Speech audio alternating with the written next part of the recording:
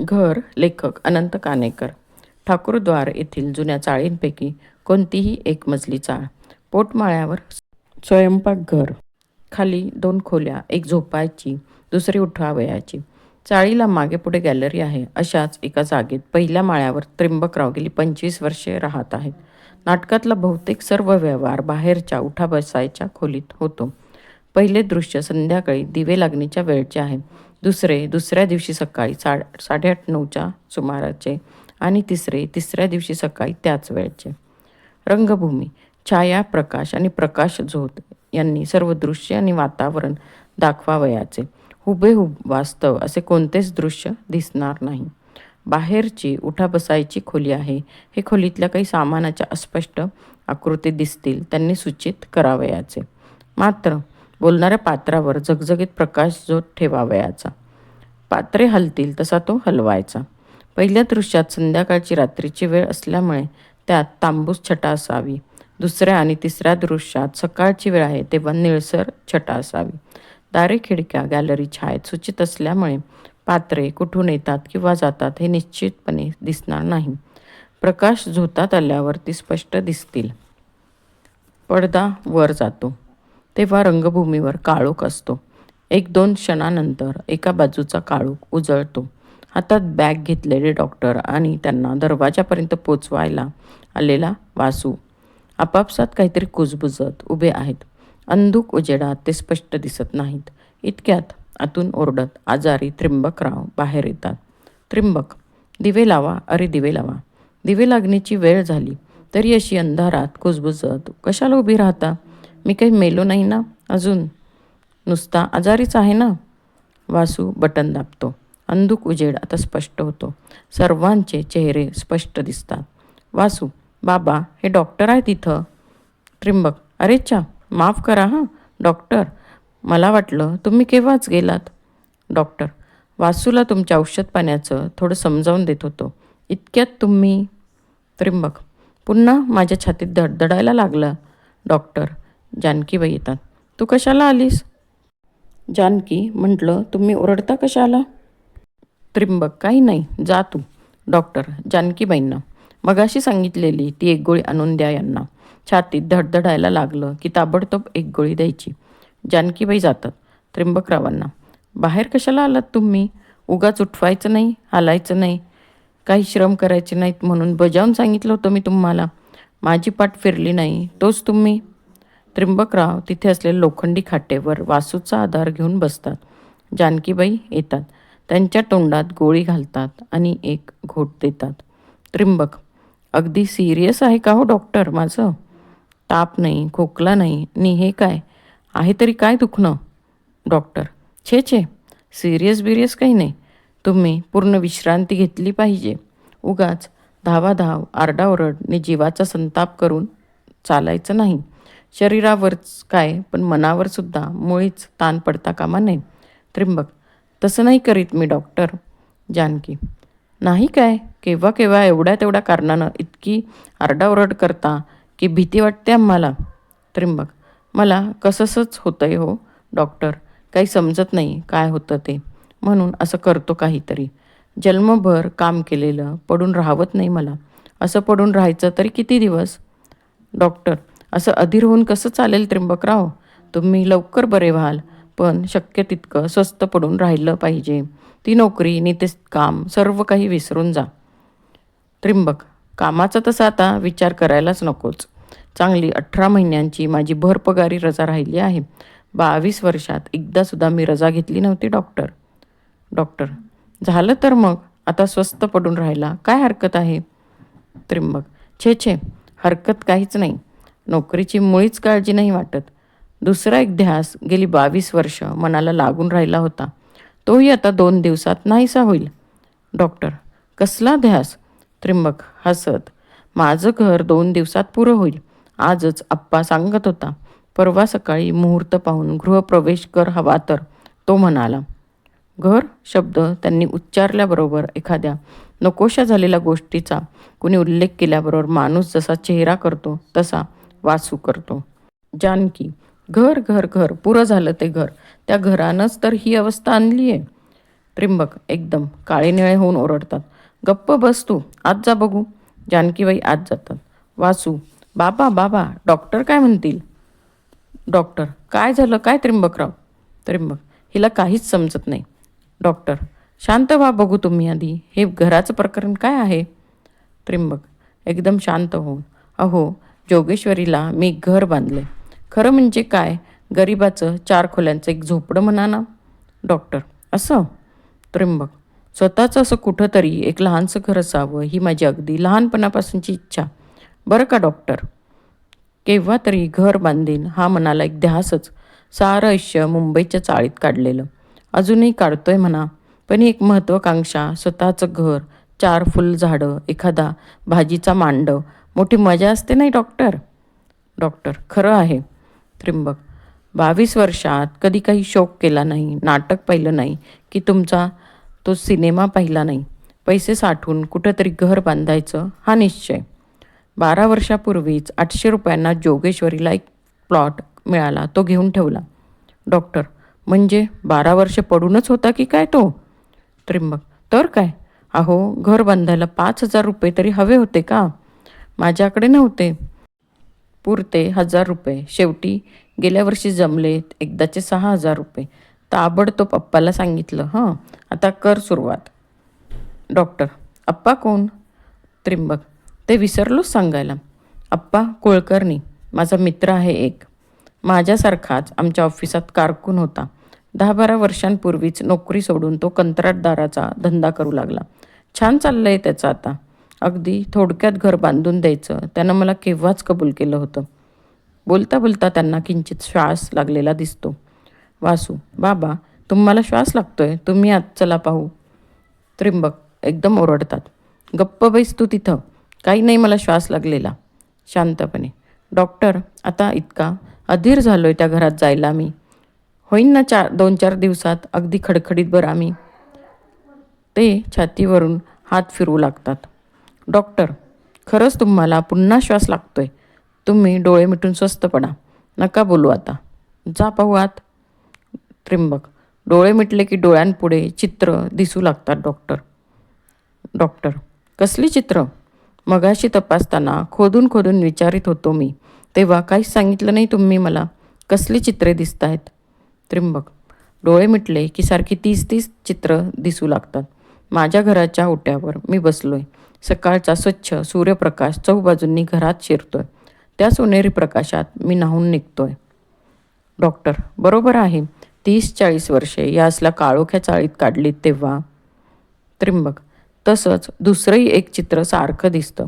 रात्रीचा मी गच्चीवर बसतोय. आकाश ताऱ्यांनी खच्चून भरलंय. ताऱ्यांनी मडवलेल्या आकाशाच्या त्या निळ्या मांडवात जणू का मी एकटाच बसलोय.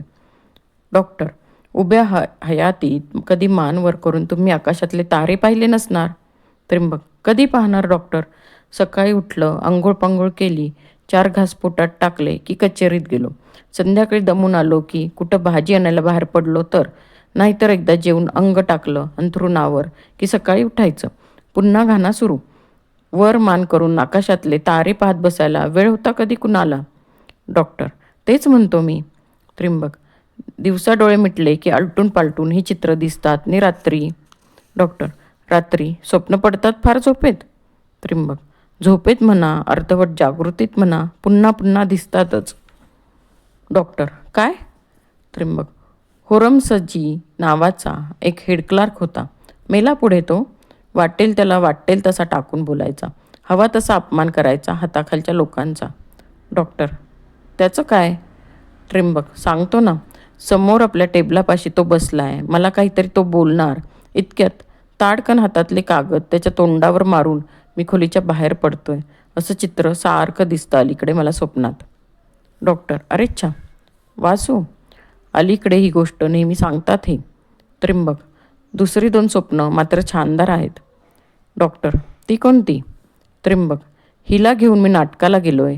अगदी आमच्या तरुणपणाचं चित्र दिसतं. बुट्ट्याची पैठणी नेसली आहे. गंधर्वाचं स्वयंवर बघायला गेलोत आम्ही. मोठ्यांना हसतात. आश्चर्य वाटतं, म्हणजे मी एकही नाटक पाहिलेलं नाही. मग तुम्हाला सांगितलंच, स्वयंवर नाटक नि गंधर्वांचं नाव ऐकत होतो पूर्वी इतकंच. डॉक्टर, हं असं. आणखी? त्र्यंबक. दुसरं नेहमी दिसणारं स्वप्न म्हणजे वासू BA LLB झालाय. त्याच्या नावाची BA LLB अशी चकचकीत पाटी आमच्या नव्या घराच्या दारावर लागली. डॉक्टर, पण वासू? त्र्यंबक. हो होय, स्वप्नच ते. वासूला मॅट्रिक झाल्याबरोबरच मी नोकरीला लावला. डॉक्टर. हां हां हां हां. त्यांना फार जोराचा श्वास लागतो. ते धापा टाकू लागतात, मोठ्यांदा ओरडतात. Doctor doctor. अहो अहो अहो, मला कसंच होतंय. छातीत वर मघासारखं मेलो मेलो. छाती दोन्ही हातांनी दाबून धरतात. मरतो, मी मरतो डॉक्टर डॉक्टर. इंजेक्शन द्या लवकर. उठू लागतात. डॉक्टर. त्र्यंबकराव त्र्यंबकराव असे घाबरू नका, मी आहे ना. जानकीबाई धावत येतात. वासू. डॉक्टर, काहीतरी करा. त्र्यंबक. अहो अहो, मी वर उडून जातोय. मला मला धरून ठेवा. मी उडून जातोय. मला धरून ठेवा. डॉक्टर. मगाशी दिलेल्या त्या बाटलीत एक डोस आणा ताबडतोब. पुन्हा पुन्हा इंजेक्शन देण्यात अर्थ नाही. वासू आत जाऊन डोस घेऊन येतो. डॉक्टर त्यांना तो काळजीपूर्वक पाजतात. हळूहळू त्र्यंबकराव शांत होतात. त्यांचा काळा निळा चेहरा निवळतो. डोळ्यांना पदर लावून स्पुंदत असलेलं जानकीबाई पदर खाली करतात. डॉक्टर, आता बरं वाटतं ना? त्र्यंबक छातीवर हात फिरत. बरं वाटतंय आता. डॉक्टर. ठीक आहे, मी जातो आता. प्रकाश झोत मंदावत काळोख होतो. मिनिटभर काळोख उजळू लागतो. वेळ सकाळची असल्यामुळे प्रकाश झोतात निळसर छटा आहे. अंगाला पांघरून लपेटून बाहेरच्या खोलीतल्या वासूच्या खाटेवर त्र्यंबकराव बसले आहेत. घराची रेखाकृती असलेला भला मोठा निळ्या कागदाचा नकाशा हातात घेऊन आप्पा कुलकर्णी त्यांच्याशी बोलत आहेत. आप्पा. असं लहान पोरासारखं काय करतोस त्र्यंबक? त्र्यंबक. तुला कल्पना नाही आप्पा माझ्या मनाची. मी आता अगदी कमालीचा अधीर झालोय. 22 वर्ष ज्याचा ध्यास घेतला ते आता अगदी तोंडाशी आल्यावर मला नाही धीर धरवत. वाट पाहून मी थकलोय पहा. आप्पा. आता होईल रे 2-3 दिवसात तयार. फक्त एक दरवाजा बसवायचा आहे आणि वर गालीचा करायचा आहे की झालंच. त्र्यंबक. अजून आणखी 2-3 दिवस? परवा भेटलास तेव्हा 2 दिवसात सर्व काही पूर्व होईल म्हणालास. तेव्हा पहिल्यांदा मुहूर्तावरच घरात पाऊल टाकायचं म्हणून मी काल पंचांग पाहून उद्या सकाळची वेळ पाहून ठेवली. ते काही नाही, उद्या सकाळपर्यंत झालंच पाहिजे सर्व काही पुरं. आप्पा. या घराचं तुझं हे वेड आहे तरी काय त्र्यंबक? त्र्यंबक. तुला माहीत आहे किती वर्षांपासून माझं हे वेड आहे ते. जीवाचे हाल हाल करून मी पैसा जमवीत होतो. बायकोचं, पोरांचं, स्वतःचं कसलंच कुणाचं सुख मी पाहिलं नाही. तुमच्याबरोबर ऑफिसात कधी मी चहाही घेत नव्हतो. तेव्हा तुम्ही मला हसत होता. आप्पा. हो ना, म्हणूनच म्हणतो तुझं हे घराचं इतकं आहे तरी काय? त्र्यंबक गंभीर चेहरा करून खाली पाहत आहे. आप्पा. सांग की मला. त्र्यंबक एकदम. माझा मित्र म्हणायला असा तू एकटाच आहेस आप्पा. आत्तापर्यंत मनातलं कुणालाच सांगितलेलं नव्हतं, पण तुला सांगतोच आता. आमच्या कोकणातल्या गावी मी अगदी लहान असतानाची गोष्ट आहे. 10-12 वर्षांचा असेल मी तेव्हा. फारच गरीब होतो आम्ही. माझी विधवा आई पुष्कळ वेळा एका श्रीमंत नातेवाईकाजवळ काम करायला जाई. एकदा मला बरोबर घेऊन गेली होती ती. त्या नातेवाईकाची एक 7-8 वर्षांची गोरी गोमटी मुलगी होती. तिच्याबरोबर मी खेळत होतो. कुणीसं थट्टेनं म्हणालं, जोडा छान दिसतो हो.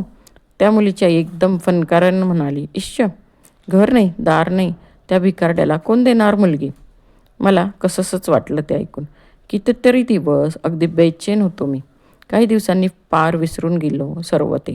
नंतर आम्ही मुंबईला आलो. मी मॅट्रिक झालो, नोकरी लागली. आईनं माझ्यासाठी आमच्या गावातल्या 2-3 मुलींची चौकशी केली. त्याही वेळेला घर नाही दार नाही, कोण देतो त्याला मुलगी?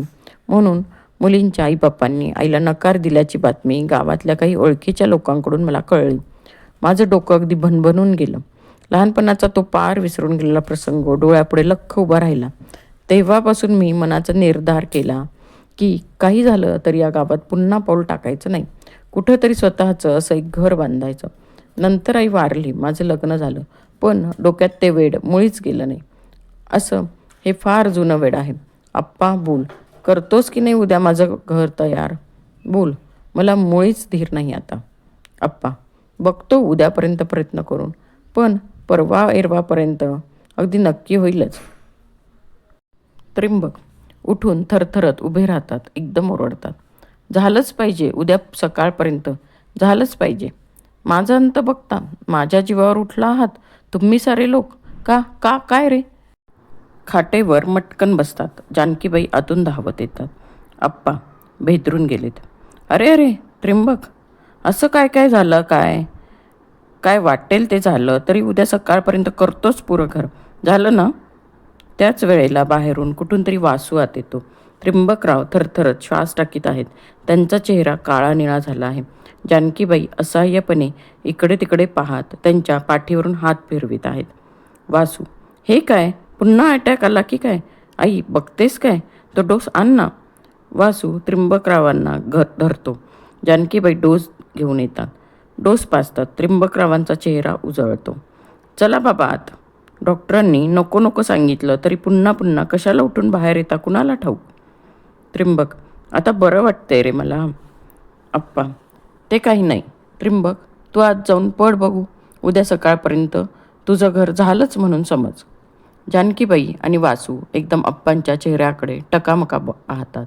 ते घरच पुन्हा या आरडाओरडीला कारण असा भाव त्यांच्या चेहऱ्यावर दिसतो. त्रिंबकरावांना घेऊन जानकीबाई आणि वासू आत जातात. थोड्याच वेळात चहाचा कप घेऊन जानकीबाई बाहेर येतात. आप्पा, कशाला हवा होता चहा या गडबडीत? वहिनी.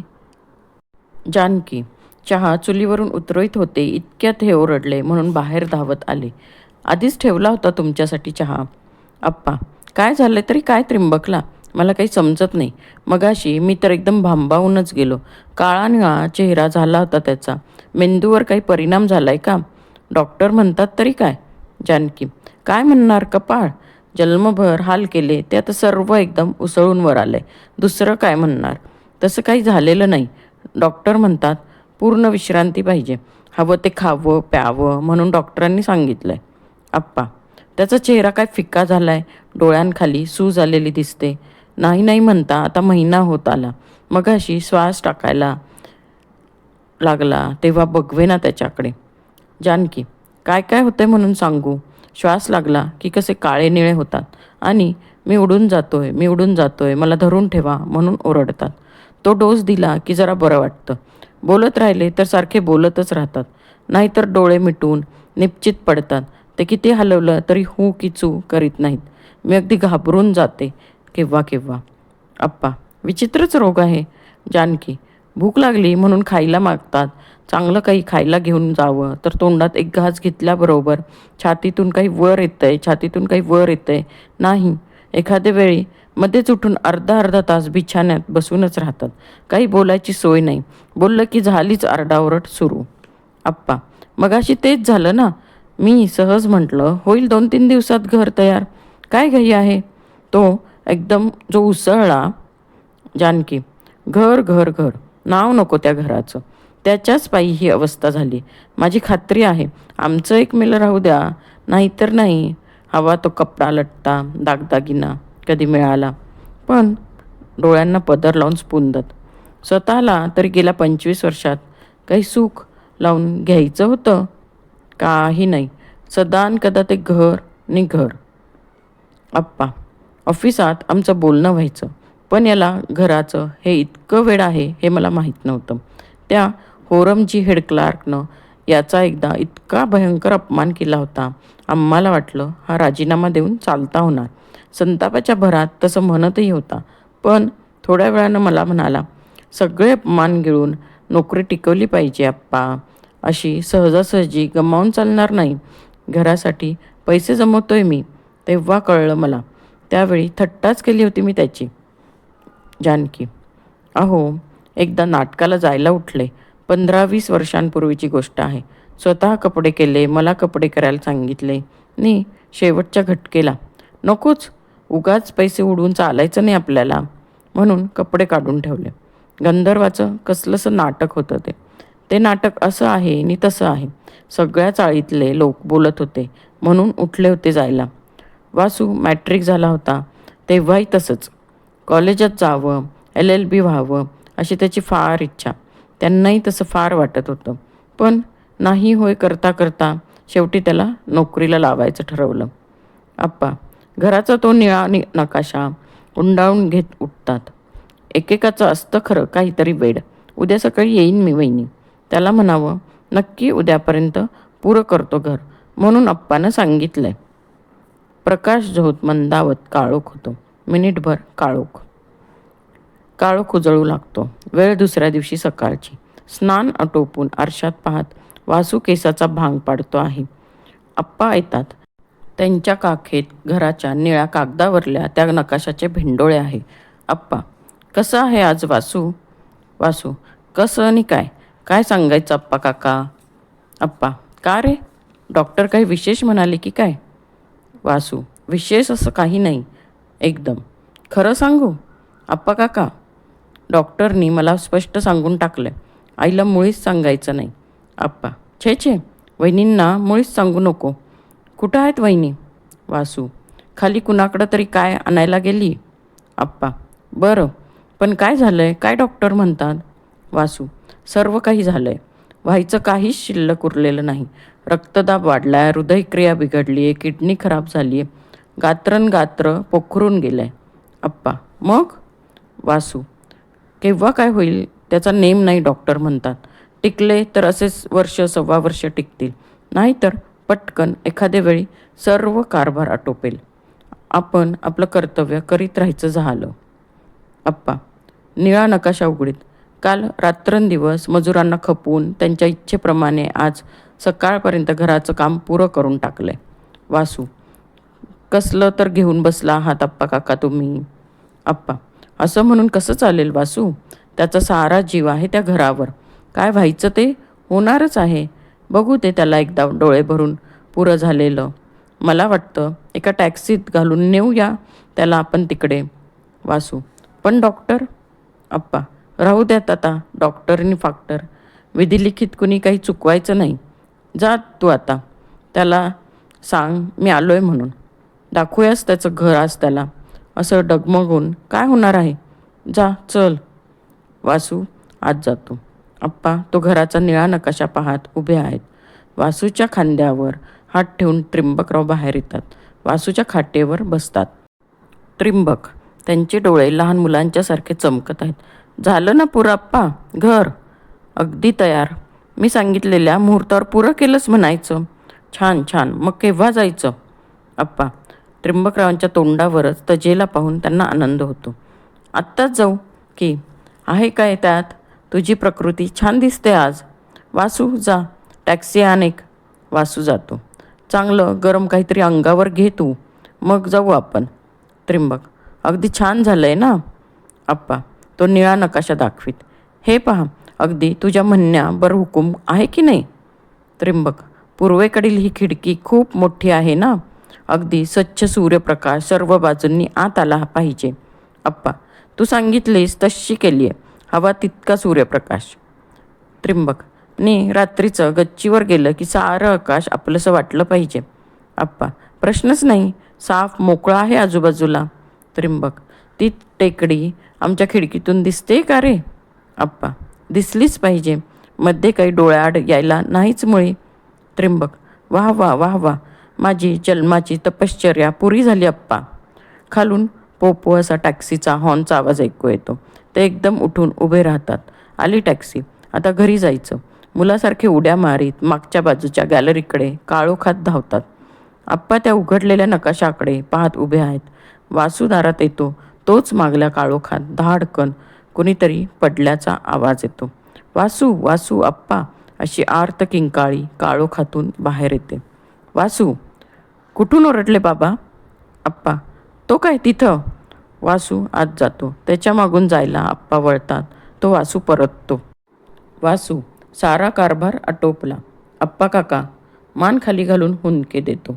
आप्पा बावरून, हे हे हे त्याचं घर? त्यांच्या हातातला घराचा तो निळा नकाशा हातातून गळून खाली पडतो. प्रकाश झोत घराच्या त्या नकाशावर क्षणभर ठरतो. मग एकदम काळोख.